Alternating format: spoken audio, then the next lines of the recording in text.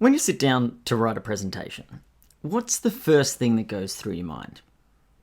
I reckon for many of us, the first thing we think to ourselves when we know we've got a big presentation coming up is, what am I going to say? And I want to suggest that there might be a better way, a better place to start when you're creating your next speech or presentation. Because when you ask the question, what am I going to say? You start the whole process with an internal focus. And the speech isn't really about you. Someone is bringing together an audience, whether it's you or someone else. Someone's bringing together an audience, and there is an enormous opportunity cost in creating that moment. All those people could be doing something else with their time. And the reason we're putting you on stage to share something from the front is because you can serve those people.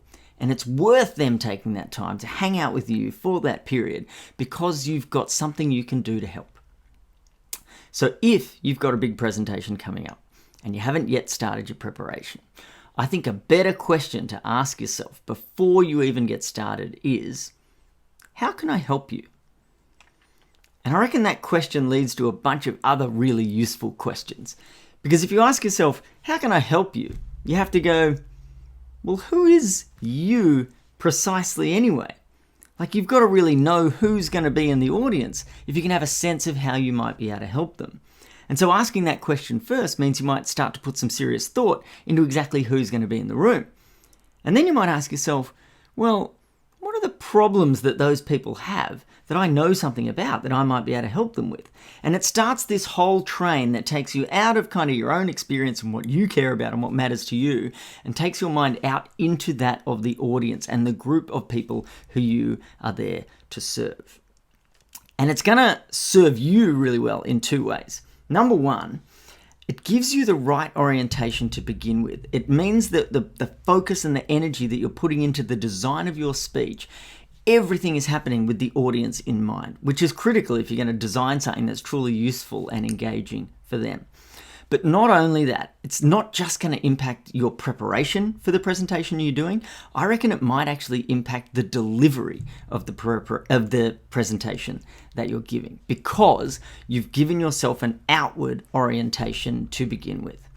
So if you take yourself back to the last time you kind of bombed a speech of some sort, and you try to imagine or remember what it was like for you in that moment where you kind of clammed up and everything went a little bit wrong and it wasn't quite working for you.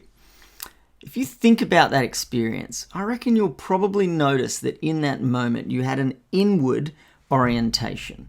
You were thinking something to yourself like, geez, what am I going to say next? Or, I can't remember what's on the next slide. Or, I hope nobody in the crowd notices that I'm sweating like crazy here.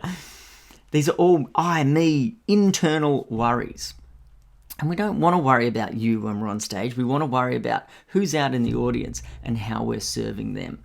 And in fact, in the book, Speakership, that I wrote with my friends Matt Church and Sasha Coburn, we talk about the fact that if you need to manage your nerves, we reckon that the key to that is to fix nervous with service. You want to get into service of the people in the room in order to stop worrying about what's going on inside you. And that's the way to bring the best version of you out on stage. And it can start from the moment you pick up a pen, from the moment you start to think about what your presentation is going to include. Rather than asking yourself the question, what am I going to say? Try instead asking the question, how can I help you? And go from there. Give it a go. Let me know what you think. Keep being awesome. Ciao.